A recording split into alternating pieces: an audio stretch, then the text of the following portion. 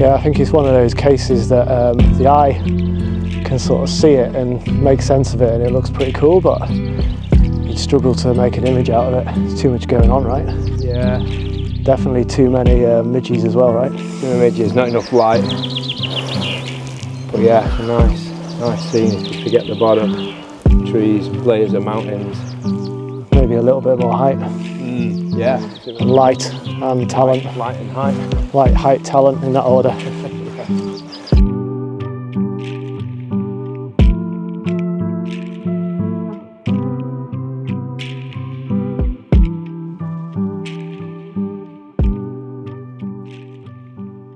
Hi guys, thanks for checking in for another video. As usual, there's no plan, but you know, that's kind of a theme, right? So at least I've got a style. I'm just down the road today, just down the road from where I live. I live in Staveley in the Lakes, and I'm just down towards Kentmere, if anybody knows Green Quarter. I'm kind of heading up there. Basically, it's kind of getting towards last light of the day. It's about, I don't know, 5 o'clock or something. And the sun is theoretically going to set somewhere there. And myself and Mike here, my friend Mike, who's also a talented photographer. Mike actually is a talented photographer. Never mind, there's only one talented photographer there, and it's him. We're just going to go and see what we can find, really, as usual. The weather forecast said that we were going to get sun up until sunset. Actual sun in the sky, but seems to be sort of disappearing behind a sort of bank of cloud. You can sort of see over there, but you know, always good to be out. We'll go and see what we can find. You know, maybe when the sun drops below that bank of cloud, we'll get some exciting light. So onward.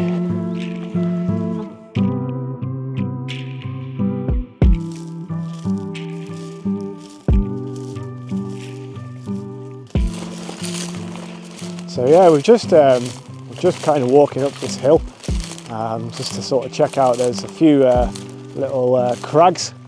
I'll just spin you around to show you. Wow.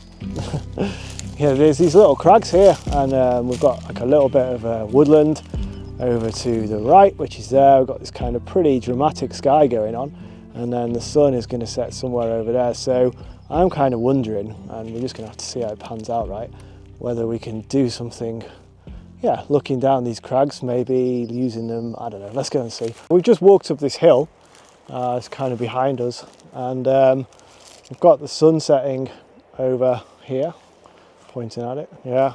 And we've got these pretty cool sort of crags just behind us as well. They're starting to catch a little bit of light. God, it's so hard to work this thing. And Mike's just said, and he's right, there's a really kind of nice little bit of light on this dry stone wall that's snaking away down the valley. So we're going to see if we can get a little bit of a shot here, I think.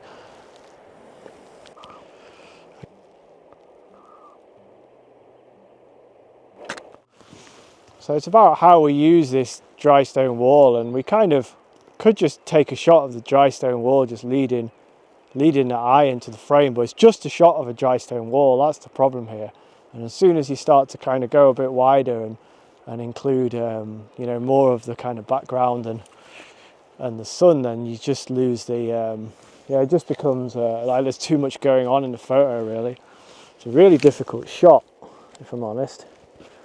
But I think in terms of the dry stone wall, it's definitely a case of less is more, rather than trying to include the whole damn thing.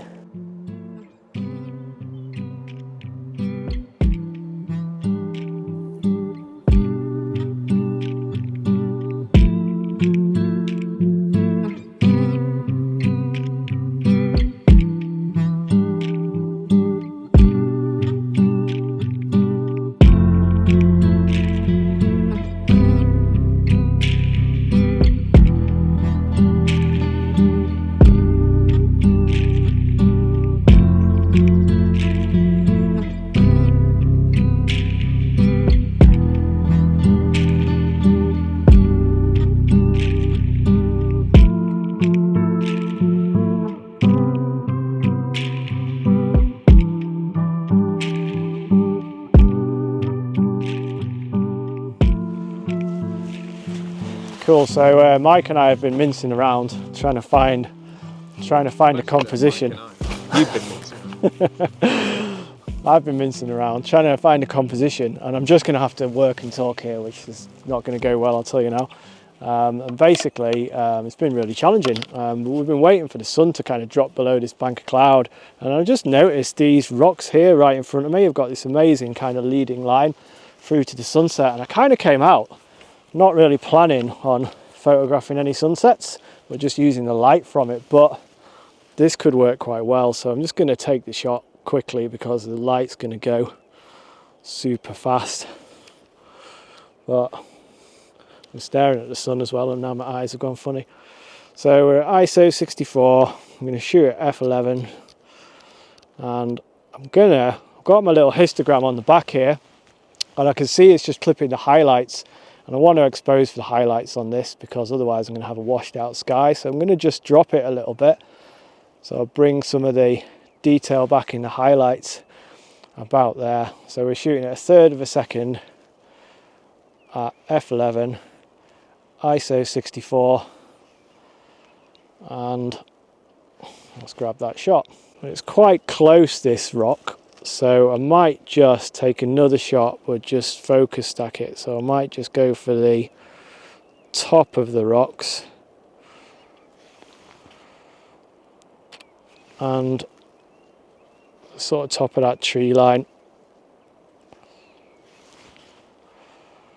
just in case I haven't got front to back sharpness on these rocks in the foreground. I mean, I could just check that out using photo pills, but I'm going to lose the light by the time I figure that out. You got that in the sky, them rays that are above that dark cloud or not? Yeah, a little bit. I could maybe try just going back a bit and getting a little bit more height as well. Definitely need a wider lens. And then, like the cameraman just said, we'll go for a starburst shot as well. So on this lens, f16 gives you a reasonable starburst. It also gives you a little bit of flare, which is a bit annoying, but you know, hey ho. And then we'll do it again at f22 because sometimes that's kind of cool for a starburst as well.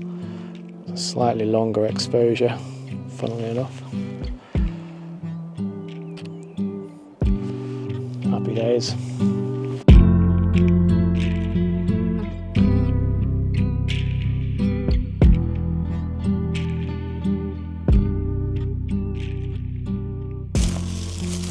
So yeah, kind of a pleasant little walk up to the local fell. Definitely kind of struggled to get anything kind of half decent for a while, but kind of had this belief that it would all come good, and once that sun dropped below that cloud that we'd get something interesting. And then yeah, just by kind of pure luck really, we spotted that nice little boulder, and we got a kind of a little bit of nice light at the end of the day.